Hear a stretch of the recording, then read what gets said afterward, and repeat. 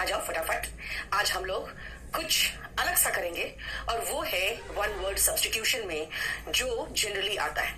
Plus ये जो figure of speech है ना वो सीटेट में आता है। इंपॉर्टेंट देखा जाए तो सीटेट में है और एसएससी के वन वर्ड सब्स्टिट्यूशन में। लेकिन हम लोग पार्ट्स ऑफ स्पीच पढ़ते हैं ग्रामर में, noun pronoun adjective adverb conjunction article preposition, है ना। लेकिन ये क्यों पढ़ रहे हैं? ये तो क्या, ये पार्ट्स ऑफ स्पीच नहीं बेटा, ये फिगर ऑफ स्पीच।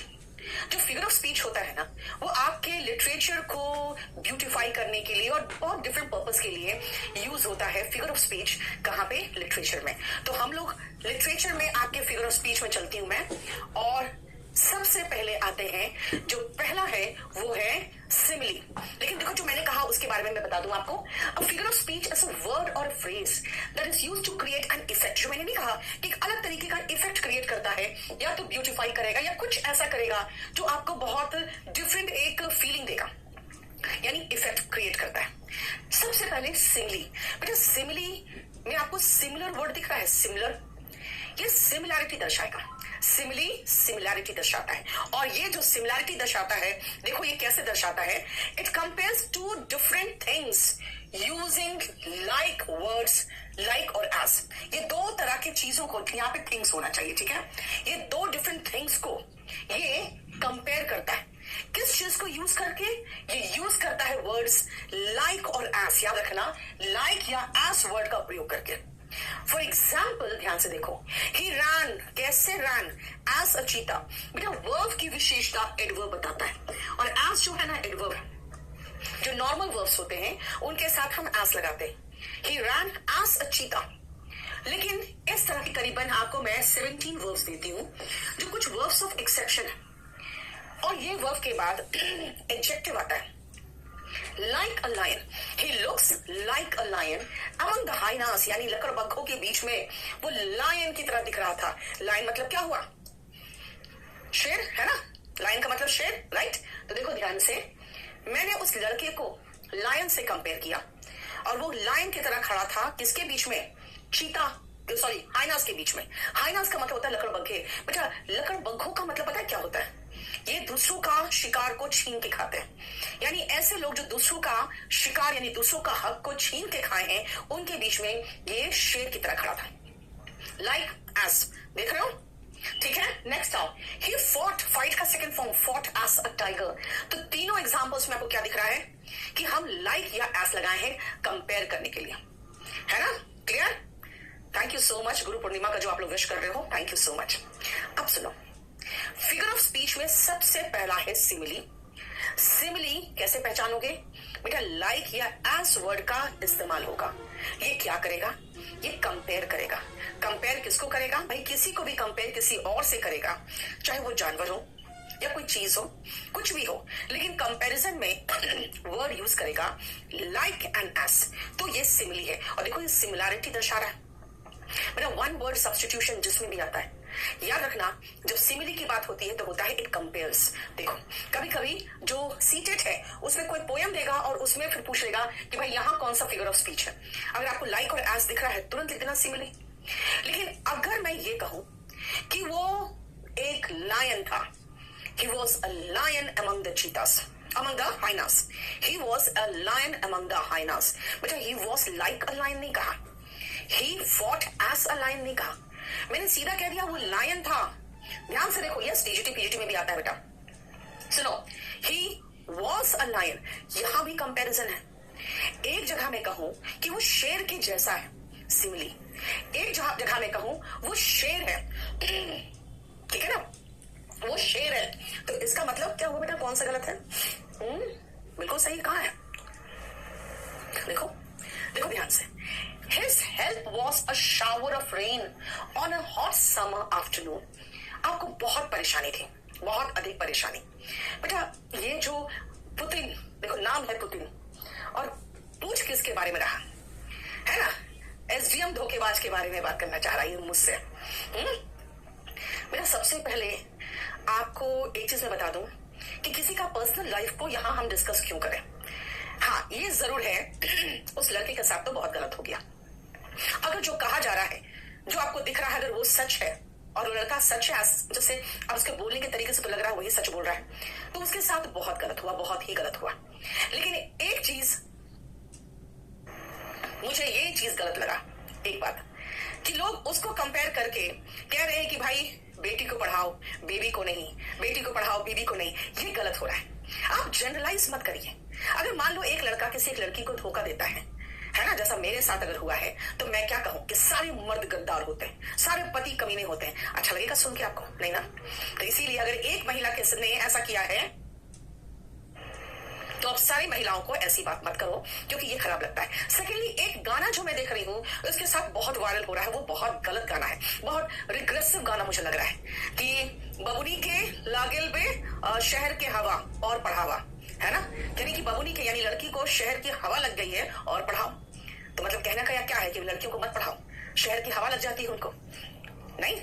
तो बेटा जनरलाइज मत करिए, क्योंकि अगर मैं अपने लाइफ एक्सपीरियंस को जनरलाइज करके सभी मर्दों को गाली देने लगूं तो ये अच्छा नहीं होगा, राइट। तो इसीलिए एक महिला का एग्जाम्पल लेकर अब सभी जितनी भी महिलाएं तैयारी कर रही हैं सारी महिलाएं, उनके हस्बैंड कहोगे और पढ़ाओ, है ना, हवा लग जाएगा, छोड़ के भाग जाएगी, तो ये बात सही नहीं है। देखो बात क्या है ना, किसी भी एक महिला को देख के आप सारी महिलाओं को जनरलाइज करोगे तो फिर हम भी तो एक पुरुष को देख के हम सारे मर्द समाज को जनरलाइज करते हैं, राइट। अच्छा लगेगा सुन के आपको? देखो बेटा बात क्या है ना कि पूरी दुनिया ब्लैक एंड व्हाइट नहीं है, इसलिए सबको ब्लैक एंड व्हाइट में रखना नहीं चाहिए, राइट। इसीलिए हाँ, ये गाना बहुत पहले का है गोविंद, लेकिन उस गाने को उस महिला पर फिल्मा कर और उसको ऐसे जनरलाइज किया जा रहा है कि भाई कि लड़की को शहर की हवा लग जाती है और पढ़ाओ, इसका मतलब मत पढ़ाओ, घर में चूल्हा चौका करेगी तो शहर की हवा नहीं लगेगी। This is wrong. बाकी जो उनके लाइफ में हो रहा है, अगर आप कहोगे देखा जाए तो सही में लड़के के साथ गलत हुआ है, लेकिन मैं कहूंगी लड़के के साथ गलत हुआ है। और अगर किसी लड़की ने धोखा दिया तो एक लड़की ने धोखा दिया है, ठीक है। ऐसे हम दोनों का पक्ष नहीं जानते, लेकिन जनरलाइज नहीं किया करिए, क्योंकि सारे मर्द धोखेबाज नहीं होते हैं और सारी महिलाएं गद्दार नहीं होती है, राइट। चलिए आ जाओ वापस। सुनो मेटाफर, बेटा मेटाफर मैंने क्या कहा? मैंने कहा वो शेर के जैसा है सिमिली। वो शेर है भाई, कहते हैं मेरा शेर बच्चा, नहीं तो मेटाफर। क्या कहा मैंने? मान लो किसी को पैसे की जरूरत है, बहुत परेशान है और आपने उसको पैसे दे दिए, तो वो कहेगा तुम्हारी जो हेल्थ इन उस समय जैसे तपती दोपहर में किसी ने बारिश कर दी। देखा, योर हेल्थ वॉज लाइक, नहीं कहा है, was a shower of rain on a hot summer afternoon, ठीक है। Laughter is the music of the soul. आत्मा का जो म्यूजिक है वो लाफ्टर है। जब आप खुश होते हो तो लगता है ना जैसे कि संगीत बज गया हो, है ना। तो कहते हैं लाफ्टर क्या है, हंसी क्या है, म्यूजिक ऑफ द सोल, है ना। लाइफ इज अ जर्नी, नहीं कहते हैं जिंदगी एक सफर है सुहाना। अगर कोई पूछे भाई ये गाना किसका एग्जाम्पल है, जिंदगी एक सफर है सुहाना, यहाँ कल क्या हो किसने जाना, राइट। वो भी तो मेटाफर है, क्योंकि उसने नहीं कहा है जिंदगी एक सफर की तरह है, बल्कि कह रहा है जिंदगी एक सफर है। बेटा पटना में बहुत बढ़िया सब कुछ अरेंजमेंट अपूर्व, आप वहां पढ़िए या दिल्ली आइए, आपकी मर्जी।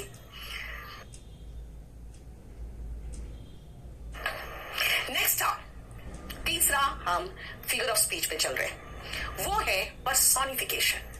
पर्सोनिफाई करने का मतलब होता है किसी भी निर्जीव वस्तु में हम अगर जीवन दिखाते हैं। अब मान लो अगर मैं कहूं कि भाई तपती गर्मी का मौसम आया, है ना, सूरज बिल्कुल गुस्से में चमक रहा है, बोलोगे भाई सूरज को गुस्सा कहां से आएगा भाई, वो तो नॉन लिविंग है।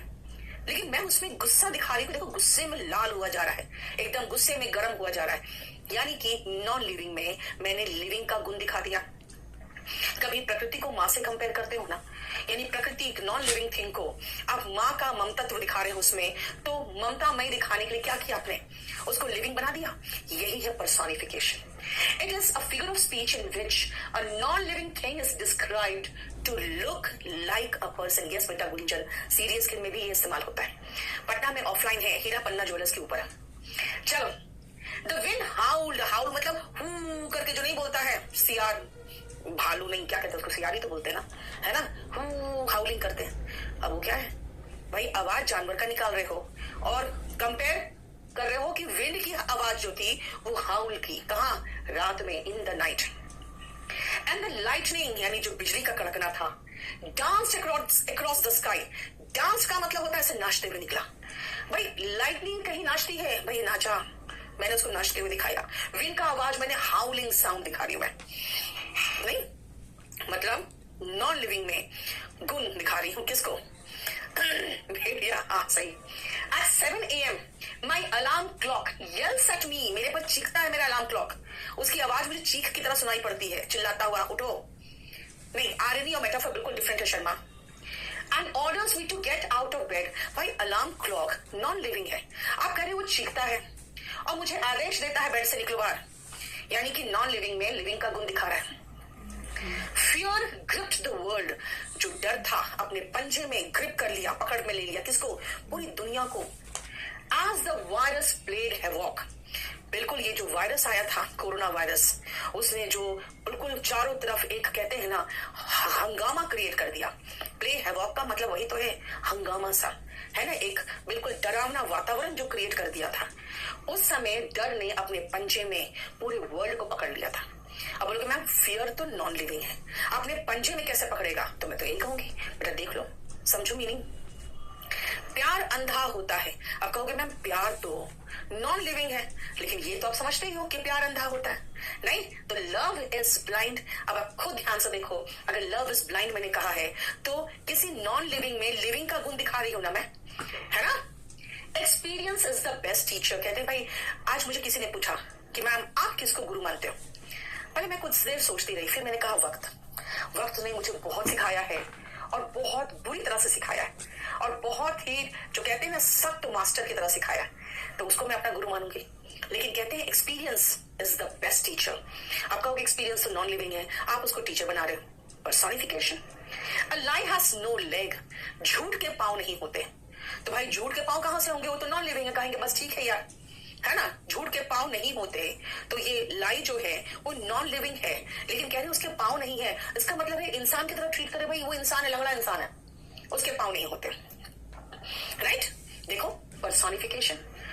यहाँ विंड को मैंने हाउल करते दिखाया, लाइटनिंग को डांस करते हुए, अलार्म क्लॉक को चीखते हुए, फियर को अपने कब्जे में मुट्ठी में करते हुए, लव को अंधा दिखाया, एक्सपीरियंस को कहा सबसे अच्छा टीचर है और झूठ के पांव नहीं होते। यहाँ सब में नॉन लिविंग में गुण दिखा रही हूं मैं लिविंग का। वॉल्यूम 2 बेटा, वॉल्यूम 2 का प्रैक्टिस बैच नहीं है, वॉल्यूम 2 किताब है, वो आप ले सकते हो केडी पब्लिकेशन से। ठीक है, नेक्स्ट आप एलिट्रेशन। इसका हिंदी में बहुत अच्छा एक एग्जाम्पल है आप लोग का ना, चुन्नू के चाचा ने चुन्नू के चाची को। नहीं, जब भी पढ़ाते हैं तो बच्चे यही एग्जाम्पल देते हैं, लेकिन भाई मैं इंग्लिश पढ़ा रही तो इंग्लिश का एग्जाम्पल दूंगी ना मैं आपको। एलिट्रेशन का मतलब होता है जो आसपास के शब्द है ना, black bug bit big black bear, Peter Piper picked a peck of pickled peppers, भाई पी सब जगह, यानी आसपास के जो वर्ड है बेटा, आसपास के सारे वर्ड्स में आप क्या देख रहे हो, सब में एक ही लेटर है। देखो डांसिंग डैफोडिल से पोयम था, डी है ना। यहां पे आप देखो ध्यान से बेटा, जूम तो नहीं होगा, जूम कहां से होगा ये? क्लियर? एलिट्रेशन का मतलब है कि एडजेसेंट वर्ड्स जो होंगे ना, एडजेसेंट वर्ड्स वो सेम लेटर से शुरू होंगे और जनरली ये टंग ट्विस्टर्स होते हैं, जल्दी बोलने की कोशिश करोगे ना तो अटक जाओगे। राइट, इसीलिए ऐसे वर्ड्स बनाए जाते हैं ताकि आपकी जो लैंग्वेज है थोड़ी क्लैरिटी आए, थोड़ी फास्ट बोलो तो एक जुबान पे आपका कंट्रोल हो, वो इसीलिए। संजीव, पटना में आके बेटा मजा आया, क्योंकि पटना में हमारे स्टूडेंट्स ने इतना बढ़िया फंक्शन किया, इतना बढ़िया डांस किया, और वैसा प्रोग्राम तो कॉलेज और स्कूल में ऑर्गेनाइज होता है, और उन लोगों ने कोचिंग में रह के इतना बढ़िया उनके बीच में कोऑर्डिनेशन था। आपने डांस देखा, सॉन्ग सुना? नहीं, गजब का था। नहीं इसके नोट्स बेटा थोड़ी देर में हम दे देंगे आपको, थोड़ी देर में दे देंगे। यस एंजल, बिल्कुल। Upper roller lower roller, yes Sharma, ये तो बिल्कुल टर्न ट्विस्टर दे दिया तुमने तो। चलो नेक्स्ट आओ, हाइपरबोले। बेटा ये हाइपर बोल नहीं होता है, ये हाइपरबोले होता है, हाइपर बोल नहीं, हाइपर बले। ठीक है, हाइपर मतलब समझते हो ज्यादा, बोल मतलब बोल, ऐसा समझ लो ना कि कुछ ज्यादा बोल दिया बढ़ा चढ़ा के। कैसे? ध्यान से सुनना। I am so hungry that I can eat a horse. ऐसा कैसे हो सकता है यार कि तुम इतने हंग्री हो कि पूरे हॉर्स खा जाओगे? भाई ये थोड़ा सा बढ़ा चढ़ा के बोलने का मतलब होता है। भाई वो कितनी दुबली है, कितनी दुबली है, क्या बताऊं मैं। She is as thin as a toothpick. अब ऐसा तो हो नहीं सकता कि दांत साफ करने वाला जो टूथपिक होता है उतनी कोई दुबली होती है क्या? नहीं, लेकिन मैं आपको बताना चाह रही हूँ कितनी दुबली थी यार। बिल्कुल वो माचिस की तिल्ली लग रही थी मुझे। हिंदी में कहते हैं ना, तो इंग्लिश में ऐसे कहते हैं। Pin drop silence. मुझे ऐसा साइलेंस चाहिए कि मैं पिन गिराऊं तो भी उसका आवाज करे। ठीक है, राज शर्मा बेटा इलाहाबाद में नहीं है केडी कैंपस। ठीक है। $1 मिलियन स्माइल। भाई उसका स्माइल ऐसा था ना, है ना, $1 मिलियन स्माइल। भाई $1 मिलियन का सुन के एकदम बातचीत खिल जाती है आपको, और स्माइल सुना बोला ये क्या यार, स्माइल को $1 मिलियन कंपेयर कर रहे हो। तो कुछ ज्यादा नहीं हो गया बढ़ा चढ़ा के? वही है हाइपरबोले, कुछ बढ़ा चढ़ा के। In this figure of speech exaggeration मतलब बढ़ा चढ़ा के इज यूज्ड फॉर एम्फसिस और इफेक्ट। लिखो आलोक मैं पटना आ चुकी। हाँ सोनम कुमारी। हाँ मेरे बाद गौरव सर आए अभी, कल ही तो था उनका फंक्शन। हाँ प्रैक्टिस सेट बता दीजिए इंग्लिश के फुल सिलेबस का। बेटा जाओ ना केडी लाइव ऐप में, वहां पर प्रैक्टिस बैच है। 80 करीबन टेस्ट पेपर्स प्रैक्टिस कराए, और क्या चाहिए। ज्योतिष साहब पूछ रही है कि मैम आपको बिहार आके कैसा लगा। बेटा आपको अपने मायके जाके कैसा लगेगा, बस। और ज्यादा कुछ बताने की जरूरत है, जरा बताओ तो। हाँ महिलाएं मरी रहती है अपने मायके जाने के लिए, नहीं तो फिर चलो नेक्स्ट आओ। मुखर्जी नगर में इंग्लिश मीडियम या मुखर्जी नगर में बेटा शिव मंगल बाइलिंगुअल है, इंग्लिश मीडियम नहीं बाइलिंगुअल है। चलो ओनोमैटोपिया देखो ध्यान से बेटा, ओनोमैटोपिया ध्यान से सुनना क्या है। In it words are based on the actual sound the thing produces. ठीक है, एक्चुअल साउंड। कैसा साउंड? धड़ की आवाज के साथ। ओके, जैसे पॉपकॉर्न पॉप करता है, पीस बस, है ना, जूम नहीं, थर्ड बूम नहीं। अब ये सब वर्ड बना कैसे है देखो बेटा, ये सब वर्ड ऑन साउंड पर बेस्ड है, जो एक्चुअली उस साउंड को प्रोड्यूस करता है। बूम, बैंग, बस, हिस, पॉप, बूम, स्प्लैश नहीं। तो जैसा आवाज करता है ना, उसी साउंड पर उसका वर्ड का निर्माण हुआ है। उस साउंड पर वर्ड का निर्माण हुआ है तो वो कहलाता है ओनोमैटोपिया। समझ में आया? यानी कि अगर कोई वर्ड उस साउंड पर बेस्ड, जो साउंड प्रोड्यूस कर रहा है। भाई कैसी आवाज करती है जब मक्खियां बोलती है बस, तो बीयू जर बन गया, है ना। पानी में जब कुछ गिरता है तो स्प्लैश, तो देखो स्प्लैश बन गया। वही जो साउंड प्रोड्यूस करता है उसी पर बना है, देखो। ठीक है, नेक्स्ट आओ। कॉम्प्रिहेंशन क्लोज टेस्ट वगैरह कराएंगे बेटा। चलो नेक्स्ट आओ। पैराडॉक्स। बेटा पैराडॉक्स का मतलब होता है कॉन्ट्राडिक्शन, यानी कि आप जो बोल रहे हो ना वो उसका कॉन्ट्राडिक्ट करेगा कई बार। जैसे आप पैसा कैसे कमाते हो? By spending it. जितने भी ऑनलाइन प्लेटफॉर्म है, जितने भी आपके इस तरह के इंटरनेट मार्केटिंग है, उनका एक ही सिद्धांत होता है कि भाई आपको पैसा कमाना है तो भाई आप पहले स्पेंड करिए, मतलब पैसा खर्चिएगा तो पैसा कमाइएगा। आपको नहीं लग रहा ये थोड़ा पैराडॉक्स है? ठीक है शिवम, ये प्राइवेट नहीं हुआ बेटा, ये टॉपिक है फिगर ऑफ स्पीच। नेक्स्ट आओ। अगर जिस समय कोविड सेकेंड वेव आया था, ऐसा लग रहा था कि ये अंत की शुरुआत है, इस पूरी दुनिया का अंत होने वाला है, उसकी शुरुआत हो गई है, बिगिनिंग ऑफ द एंड। नहीं, अगर आप कहोगे कि भाई ज्यादा मत बोलो, कम बोलोगे ज्यादा असरदार होगा, लेस इज मोर। अब भाई लेस का मतलब लेस होता है, मोर उसका एंटोनिम है, right. Subhash Chandra Mehra, 2 volume 1 book. देखो इसका, देखो सुभाष, आप अपना ऑर्डर नंबर लिखो बेटा, पहले आप अपना ऑर्डर नंबर लिखो। देखो लेस इज मोर, इसका मतलब क्या है कि भाई कम बोलो तो ज्यादा असर करेगा, है ना। लेस इज मोर कहोगे मैडम आप बहुत खाने लगे, बहुत मोटे हो गए, आप कम खाओ बेहतर होगा, ज्यादा जियोगे। नहीं तो क्या कहोगे मैम, लेस इज मोर। नहीं, देखो the more I knew the more I felt I didn't know. मैं रोज रात को पढ़ती हूँ, जितना पढ़ती हूँ लगता है यार मैं क्या जानती हूँ, कुछ भी नहीं जानती हूँ, मैं तो बिल्कुल मूर्ख हूँ, है ना। कितना कम जानती हूँ और अपने आप को कितना बड़ा तोप समझ रही हूँ मैं। जितना ज्यादा पढ़ती हूँ ना उतना ज्यादा लगता है कि मैं कम जानती हूँ। अब आप बोलोगे मैम ये क्या, जितना पढ़ते हो उतना आपको कम महसूस होता है कि आप जानते हो। आपको नहीं लग रहा है उल्टा सुभाष चंद्र का देख लो? नहीं उल्टा लग रहा है, इसका मतलब है कि आप जो बोल रहे हो आप मीन उसका उल्टा कर रहे हो। देखो यही तो पैराडॉक्स है। समझ में आया? बोलो, कोई प्रॉब्लम? नेक्स्ट आओ। आरिनी। आरिनी का मतलब विडंबना। भाई क्या विडंबना थी? चारों तरफ पानी, चारों तरफ समुद्र, पीने का एक ड्रॉप पानी नहीं अवेलेबल। एक पोयम है, उसमें है कि वो शिप में फंस जाता है और शिप भटक जाता है, और फिर उसमें जो लोग की त्रासदी शुरू होती है, उसमें उसका कहना था water water everywhere, not a drop to drink. चारों तरफ पानी, पीने का एक बूंद नहीं। विडंबना ही तो है। मूर्ख को लगता है ना वो ज्यादा जानता है।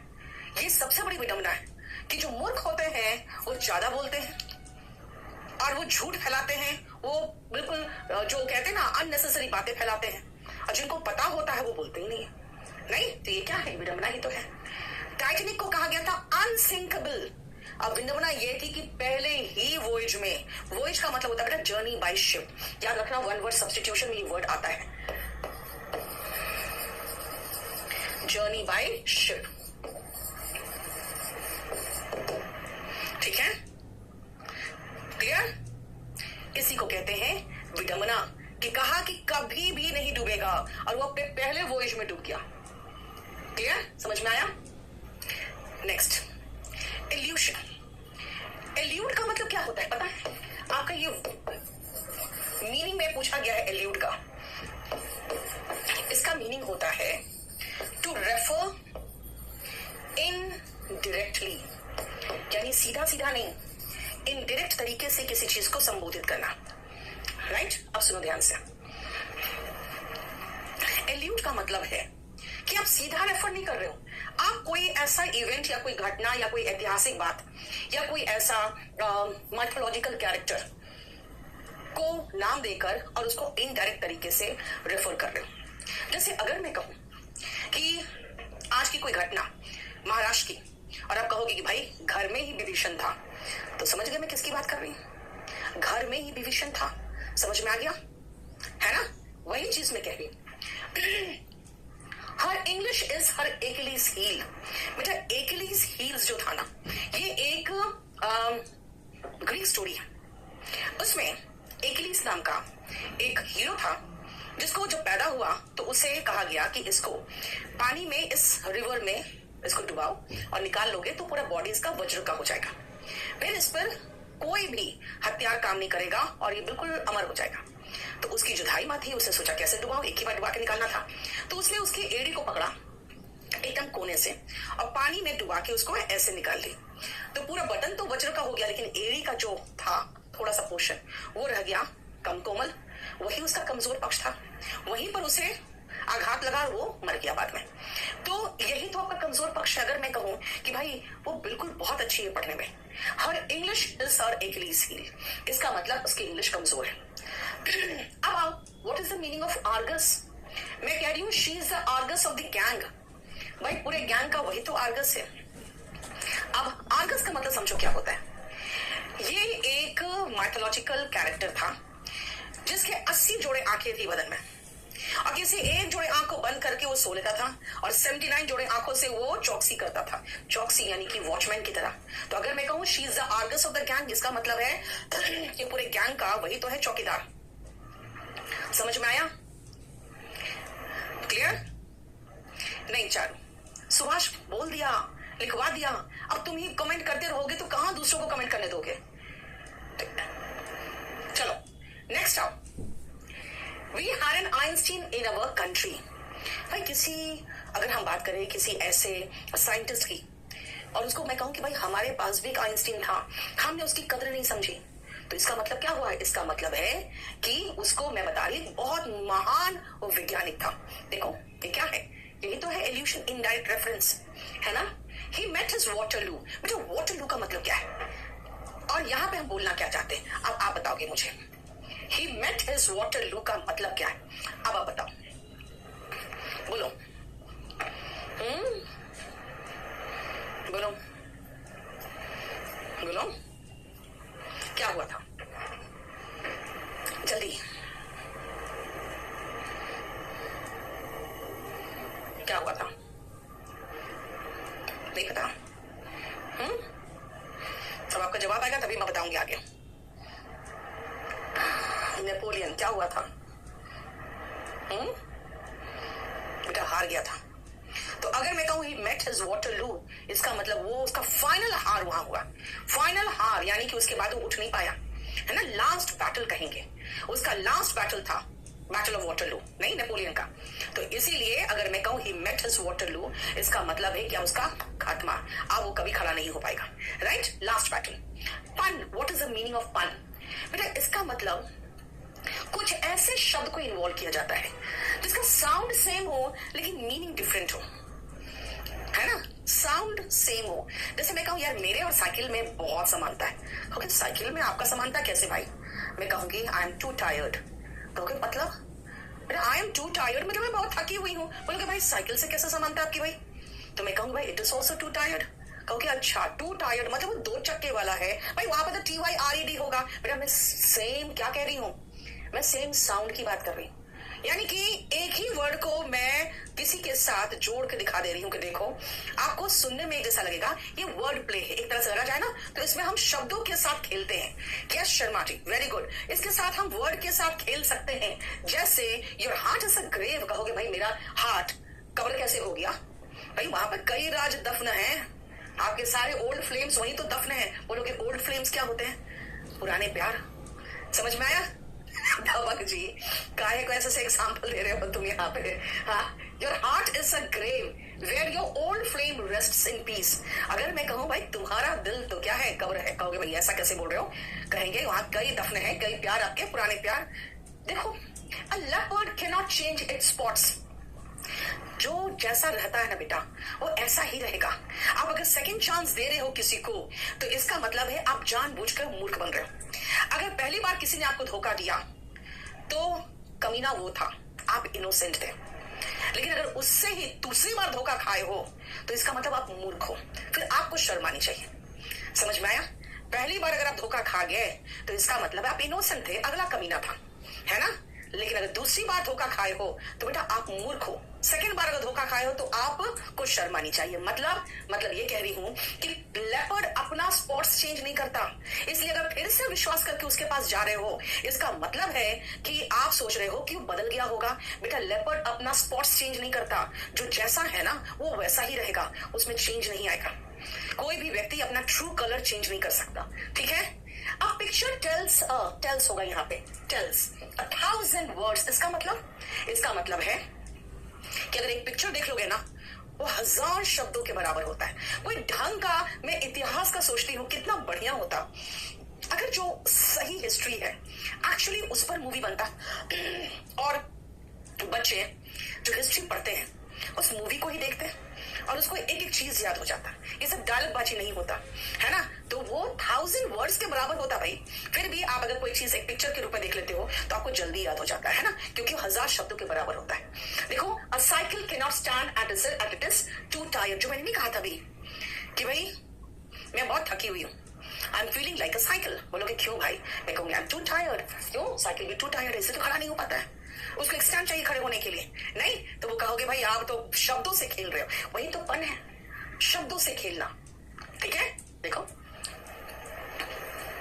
नेक्स्ट आओ यूफेमिज्म। क्या है? ध्यान से सुनना। मैं कहूंगी वो मर गया। आपको कितना गंदा लैंग्वेज बोलते हो आप, वो मर गया ऐसे क्यों बोल रहे हो? मैं कहूँ तो बोलूं क्या? मर गया तो मर गया ये तो बोलूंगी। कहोगे अच्छा नहीं लगता, लैंग्वेज सुधारो। आप बोलो उसका देहांत हो गया, वो उसका स्वर्गवास हो गया। मतलब बोलना तो वही वो मर गया, बोल तो तुम भी रहे हो वो मर गया, लेकिन सॉफ्ट वर्ड थोड़ा समाज में जो सुन के गंदा ना लगे वैसे शब्द का इस्तेमाल कर रहे हो। यानी soft words in place of offensive term. Mild, थोड़ा सा माइल्ड हो, हल्का हो, इनडायरेक्ट टर्म हो, है ना। ऑफेंसिव वर्ड के जगह पे उसको कहते हैं यूफेमिज्म। जैसे मैंने कहा ही पास्ड अवे, वो मर गया की जगह पे हिंदी में क्या कहते हैं? उसका देहांत हो गया। इंग्लिश में कहते हैं ही पास्ड अवे। कहते हैं सेकेंड हैंड कार है यार, कितना गंदा लगा सुन के। बोलते ना से it is a pre owned car. जैसे कहते हैं शी इज प्रेग्नेंट। अब भाई प्रेग्नेंट अच्छा नहीं लग रहा सुन के पब्लिकली, बोलो she is in the family way. इसका मतलब उसका परिवार होने वाला है। देखो थोड़ा सा डिसेंट लगा, बात तो वही कह रहे हो। समझ में आया? इसीलिए आजकल देखो बच्चों को बैड नहीं मिलता, हमारे समय में लड़कों को बैड, वेरी वेरी बैड ऐसे मिलता था। अब कहते हैं क्या? तो आप कहते हैं नीड्स इंप्रूवमेंट।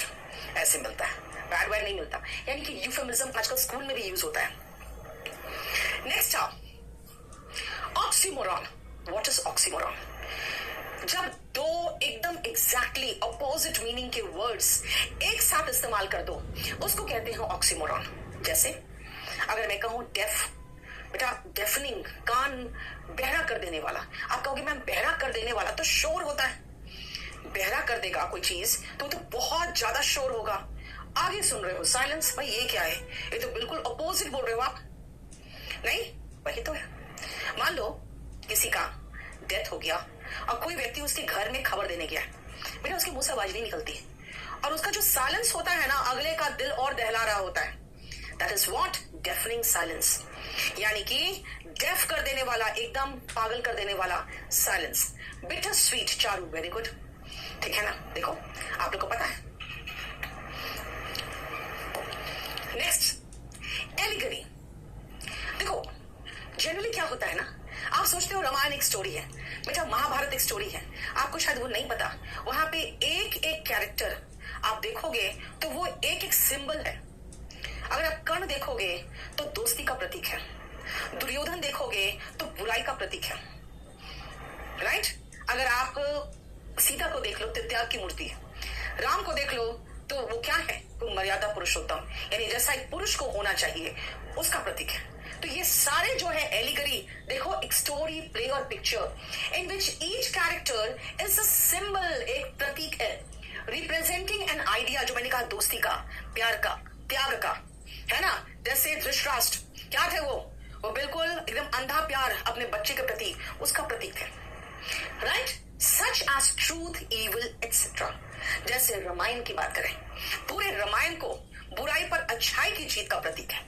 देखो समझ में आया, ये सारे क्या है बेटा, ये सारा आपको जो मैंने आज कराया, वो मैंने आज कराया आपको फिगर ऑफ स्पीच। बेटा फिगर ऑफ स्पीच समझो क्या है। अभी थोड़ी देर में मैं इसको आपको लोड करवा दूंगी और ये बुक बहुत ताबड़तोड़ बिक रहा है, जरूर ले लेना। बहुत अच्छी किताब है स्टैटिक जीके के लिए। शांति से पढ़ो और अकेले बैठ के पढ़ो और ज्यादा तामझाम नहीं, सारे सब कुछ है, प्लस सारा प्रीवियस ईयर क्वेश्चन पेपर इसमें हमने इंक्लूड कर दिया है। तो ये किताब जरूर ले लेना। और मैं कल देखती हूँ, मैं फिर कुछ और लेके आऊंगी, ठीक है। गौरव कंपनी जाएगा, अगर आप प्रैक्टिस बैच ले लो तो उसमें आपको सारा प्रीवियस ईयर क्वेश्चन पेपर करा रही हूँ मैं। मेरा बैच लेने के लिए केडी लाइव ऐप को डाउनलोड करो,